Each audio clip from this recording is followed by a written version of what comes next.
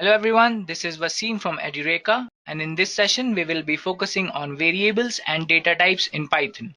So let's take a look at the agenda for this session. First, I'll be giving you a brief introduction to Python, followed by a few applications of Python programming language. Moving further, we will talk about the rules and regulations that we have to follow while declaring a variable.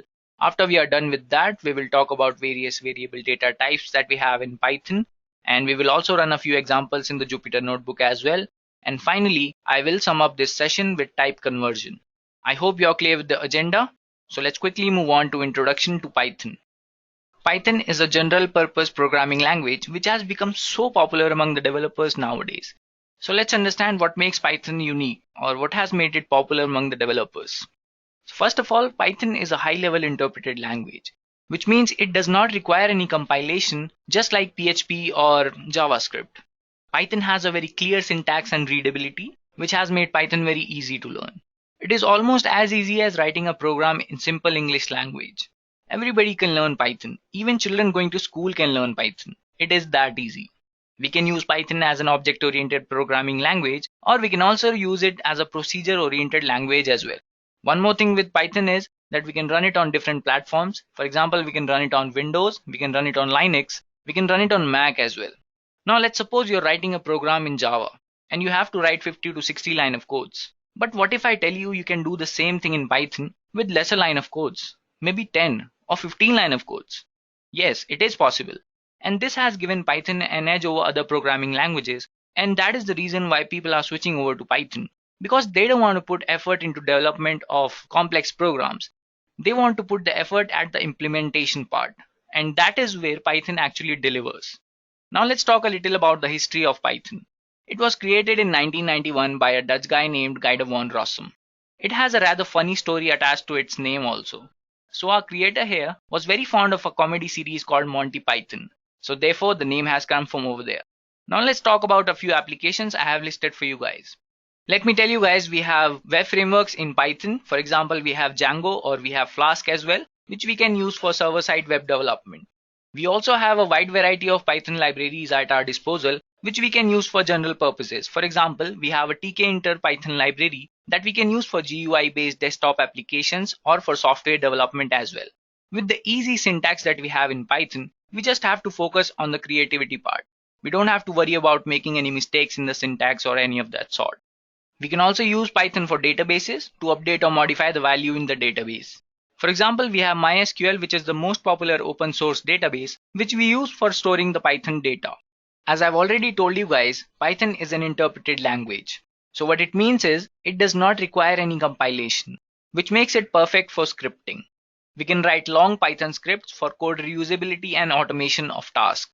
We can also use Python for prototyping. For example, we have a NumPy library which is written in C programming language, but we can use it in Python to fast things up. And finally, we can also use Python in big data as well for its inbuilt features and easy access. For example, we have pandas, matplotlib, and scipy libraries, which we can use for scientific computations or for statistics, or we can use it for data visualization or data analysis, and we can use pandas for as little as loading a file into the program. So this was all about introduction to Python and its applications. So let's quickly move on to variable declaration. First of all, we have to understand what a variable is. A variable is like a memory location where you store a value. Now this value you have stored, you may or may not change in the future. Now coming back to Python, to declare a variable, we just have to assign a value to it. You don't have to give any additional commands, unlike any other programming languages like C, C++, Java, where you have to give additional commands for declaration and assignment purposes. Let's take a look at an example here.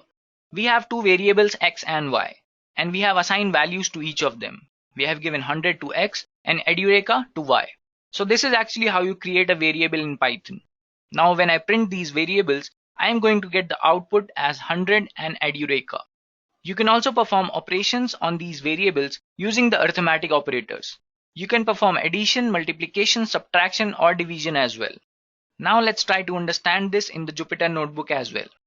First of all, what I'm going to do is, I'm going to declare a variable without assigning a value to it. Let's see what happens. It is going to show an error. The error says name x is not defined. So let's try again after giving it a value. Let's say x is equal to 10. It does not give any errors now. So we have successfully declared a variable here. Let me declare one more variable. Okay, I'll give it a value 12. Now let's try to perform a few operations on these variables. First of all, let's just perform addition between x and y. Now let's try to do multiplication. There's one more thing I want to tell you about variable declaration. That is, variables in Python are case sensitive. Meaning, an uppercase letter here is not going to be the same as a lowercase letter. They are going to be two different variables. Let me show you. It is showing another error which is saying name y is not defined because we have not assigned a value to a uppercase letter y. Let me give this another value here. Let me give it 20. So we have declared two variables here, a lowercase value y and an uppercase value y, which are going to be two different variables. So we have understood here the variable declaration, how we declare a variable. Now let's quickly move on to various variable data types that we have in Python. Depending upon the properties they possess, there are mainly 6 data types in Python. First one is the numbers or numerical data type. The next one is the string. Then we have a list. After that we have a dictionary followed by a tuple, and in the last we have a set. There is one more variable data type, that is range. We will talk about that in the end because it is mainly used when we are iterating through values or when we are using the for loop. So let's try to understand all these in detail. Numbers or numerical data types mainly have numerical values. And in numbers also we have 4 different data types, that is integer, float, complex and boolean. So integer mainly takes the whole number values without any decimal point values. But if I add a decimal point value to a number, it is going to become float. And for complex, we just use j as an imaginary part and add it to the number. For boolean, it only returns a true or a false. So we use boolean for only categorical output. Now let's try to understand this in Jupyter Notebook. First of all, let me declare a variable x and give it an integer value, let's say 10. Now to check the type of a variable, I am going to use the type function. So it is going to show me the type of this variable, let's say x, that is int. Now if I add a decimal point value to x, let's say 10.25, and let's check the type of this variable now, we should get float. As you can see, we are getting float here. Now to make a number complex, I'm just going to add an imaginary part, that is j here. Let's check the type of this variable. It is going to show complex number. To understand the boolean variable, let me take another variable. Now I'm going to check if 10 is greater than 9 or not. So when I check the type of this variable here, it is going to show me that it is a boolean. And when I print this value, it is either going to show me true or false. Since 10 is greater than 9, it is showing true as output. So this was all about numerical data types. Now let's quickly move on to string data type. String data type in Python is written in single or double quotes. As you can see here in the example that I have shown you, I have two variables x and y, and I have given them the string values hello and world. Now to access the string values, we use the square brackets with the index number. Now you must be wondering what an index number is. So let's take a look at an example here. I'll show you what index numbers are in the Jupyter Notebook. Now let me declare a variable and give it a string value, let's say Edureka. Now let me check the length of this string, let's say. So it has a length of 7. Now what are index numbers? So index numbers basically start from 0. So at the letter E here, index number is going to be 0 and it is going to go until the end of the string. So here at the end is the letter A. So index number at the letter A is going to be 6, since we have the length of the string as 7 and the index numbers start from 0. Now let's try to access some values from the string using the index number. So when I write the index number as 2, I am going to get the value at the index number, that is 2, which is letter U. Now we can also perform several operations on strings. For example, we can change the case of the string. We can replace the values in the string. We are going to see if we can actually replace values in the strings or not. So let's try to update a value here at the index number 2 here. So instead of U, let's say I want D here. It is going to show an error, which is a type error, which says string object does not support item assignment, which means strings are immutable. You cannot change them. Now to access a series of letters from a string, I can specify a starting index, and with the colon here, I can specify the ending index as well. Let's say I write 8. But we only have 7 indexes here. Let's see what is going to happen here. So it has actually started from the index 2, that is U here, and has gone to the end of the string. But what if I write ending index as 7? Since we have the length of the string as 7, let's see what it's going to do. It is going to show the same thing. But what if I write 6 over there? It is not going to include the last letter. because the ending index there is not going to include when we are accessing the values from the string. Now let's try to do one more thing here. Let's try to make all the letters here to uppercase letters. As you can see, I've done that. Similarly, I can make all the letters to lowercase as well. So this was all about string data type. Okay, one more thing I want to tell you here is to access the values from the end of the string, I can specify the index number using the minus here. So what I'm going to get here is starting from the end of the string, I'm going to get the two letters there, that is at the index number 5, that is K. Similarly, if I write name, specify the index number 2 here, it's going to give me the same value. So we can also access the values in the string like that also. So this was all about string data type. Now let's quickly move on to list data type. A list is a collection of arrays which is changeable and ordered, which means they have indexes, just like strings. So we use the square brackets to declare a list. As you can see here, I have the list name fruits, and inside the square brackets, I have the list values. Now we have to understand that we can declare different data types in the list, not just strings or not just integers. We can merge integers and string as well, or we can also use other data types in the list as well. So I'm going to show you this in the Jupyter notebook. So let's declare a list first. Give it some integer values first, some duplicate values as well. Let's just see what happens, and a string value as well. As you can see, we have successfully declared a list. Now when I print the list, let's see what all values I will get. So I am getting all the values that I have declared here. Now let me try to access the values using the index number, just like we did in the string. As you can see, we can access the values in the list just like we did in the strings as well using the index number. Now we can also update the values in the list using the index number as well. So let's just try to update the value at index number 2. So instead of 30, I want 35 over there. So let's just see what it does. As you can see, we have successfully updated our value in the list.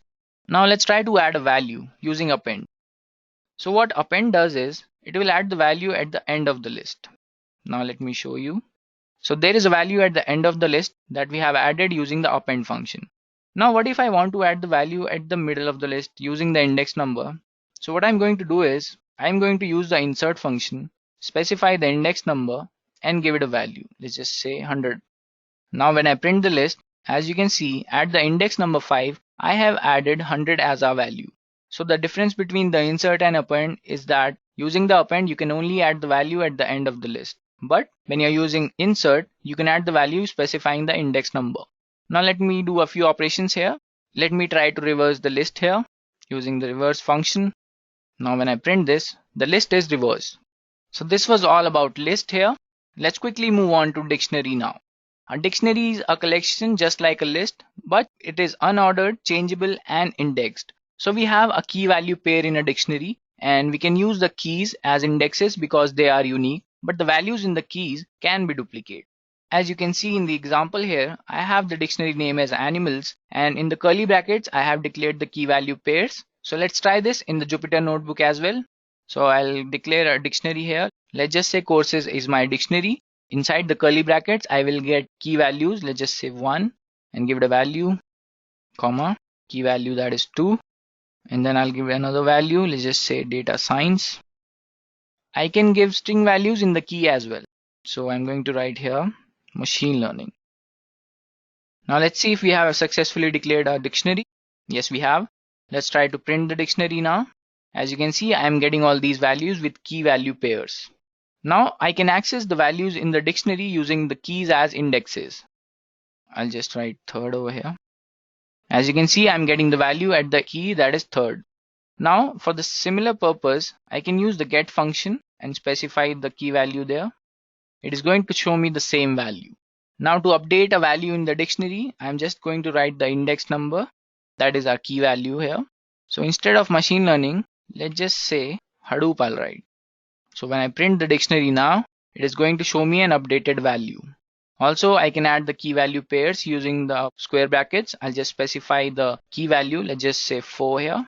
I'll add machine learning again. Okay, 1 second, we have made a mistake here. We wrote the wrong name. Now as you can see, we have added another value to our dictionary. So this was all about dictionary, guys. Let's quickly move on to tuple. A tuple is an ordered and unchangeable. Now what it means is it is immutable just like a string. We cannot make any changes in the tuple, but we can have the duplicate values in the tuple as well. So let's try to understand this with an example. So I have a tuple here which has a name animals, and I have few values here. So let's just do this in Jupyter Notebook as well. So I'll have my tuple as a name animals. So I'll give it a value in round brackets, a few integer values first, just to check of course. And then I'll add some values like tiger. I'll just say lion, and one more I'll give, let's say giraffe. Now let me give a duplicate value here to check if we can actually add a duplicate value or not. I'll say tiger once again. So I have successfully created a tuple here. Now let me access the values here using the index number. Let's see if we can do that. So this actually means the tuples are indexed as well. We can use the index values to access the values from the tuple. Now since it is immutable or we cannot change it, there are not many operations that you can perform on a tuple, but you can count the number of duplicate values using the count function. So you're just going to write the value. Let's say tiger, we have duplicate value over there. So we will check how many times tiger is there. So it's going to give us the count here. So this was all about tuple, guys. So let's quickly move on to set now. Now a set is a collection just like a list or a dictionary as well, but it is unordered and there are no duplicate entries present. Now let me show you this with an example in the Jupyter Notebook. So I'll give my set as the set name, and inside the curly brackets we can have values. Let's just say 10, 20, 30, 40. I'll also give a few duplicate values just to check if we can have duplicate values or not. String values, let's just say Edureka courses. As you can see, we have successfully declared a set here. Now let me try to print this. Now as you can see, there are no duplicate values even though when we have declared the set it was there. Now let me try to access the values using the index numbers. It has shown us an error which says set object does not support indexing, which means a set does not have any indexes, and every time we print a set it is going to show us a random value. So this was all about set, guys. Briefly talk about range now. So range is used whenever we are iterating through values. Suppose we want to print numbers from 0 to 10. Let me put it in a list to get the values.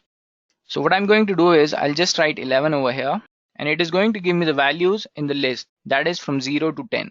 So this is all about range, guys. Now let me take a miscellaneous example. Now I'll have a dictionary with some values, again integer values. Now let me try to make a list and try to get the values from A and B as well. Let's see if we can do that. Now when I print C here, it is going to show me that our list C has the list A and a dictionary as well.